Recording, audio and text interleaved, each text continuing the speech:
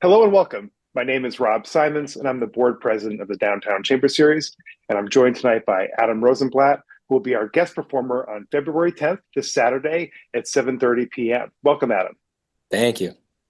Adam, so you describe yourself as an interdisciplinary performer and specializing interdisciplinary performance. And so often a lot of your performances are this dynamic between you and other disciplines, composers, dancers, choreographers, but this performance is a little different. And so tell us a bit about the dynamic about how you're set up with this, how you interact with your colleagues, technology, and perhaps with the space. Of course, yeah. So I am a percussionist by training. So I always come at a project kind of from that starting point, from the perspective of a classically trained percussionist, and I come with that craft and that skill set.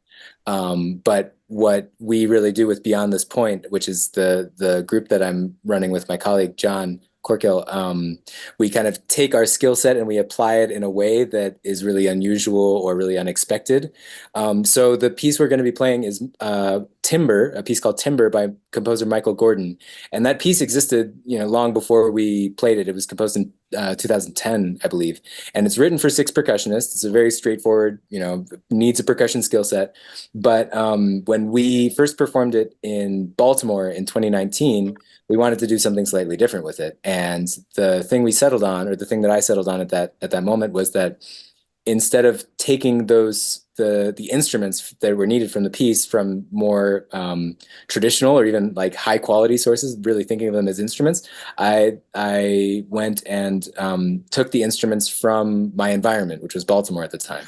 So it gave the piece a very unique and local sound and meaning, and that felt really impactful in the moment. And we just kept doing it. We kept taking it to other places and keeping that local part of it as like an integral part of our version of timber, which we called reclaimed timber, because we would always find the wood from reclaimed sources. So just as a bit of background, the piece Timber by Michael Gordon, it's written for six percussionists playing on six pieces of wood. There's not much other direction other than that. So we feel we have a lot of creative liberty to really make the piece our own. And that's certainly what we do every single time, including what we're going to be doing at Downtown Chamber Series.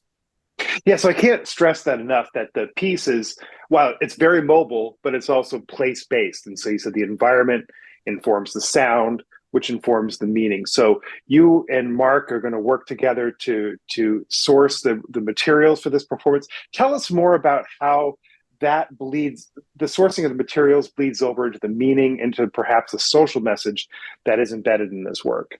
Yeah, of course. So that's really what drew us to timber, our production of timber in the first place. So like I said, the first iteration of this was done in Baltimore in 2019, and I had lived in Baltimore a long time, and so I felt kind of intimately familiar with this unique problem that Baltimore has with its housing situation. There's 16,000 vacant homes, but there's also 10,000 people experiencing homelessness on any given night, and that's somehow not solved in Baltimore.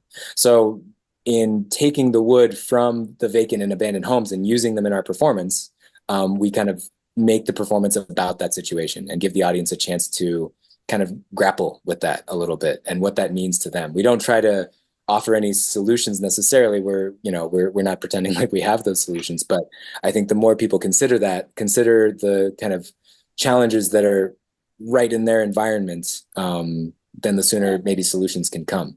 So similarly in Phoenix, Mark, through great effort and determination, found an Aleppo pine tree in the Phoenix area that had died during the summer from the massive many days of intense heat that were experienced in Phoenix, which is obviously an indication of climate change that's going on.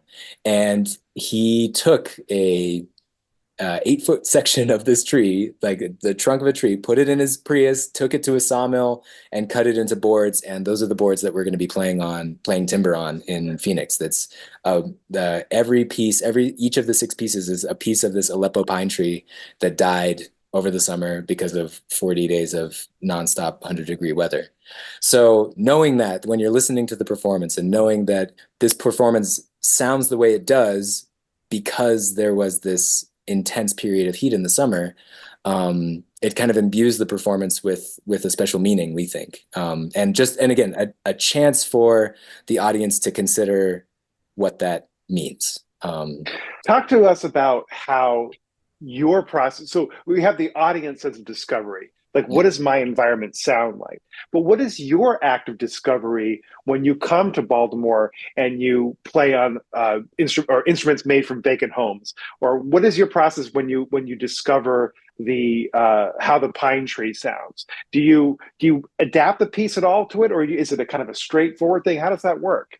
Yeah, so I should say the other large element that we added to this piece, that we added to Michael Gordon's music, of course, yeah, we source the wood from meaningful places wherever we're playing it, but then the other element we add is a reactive lighting installation.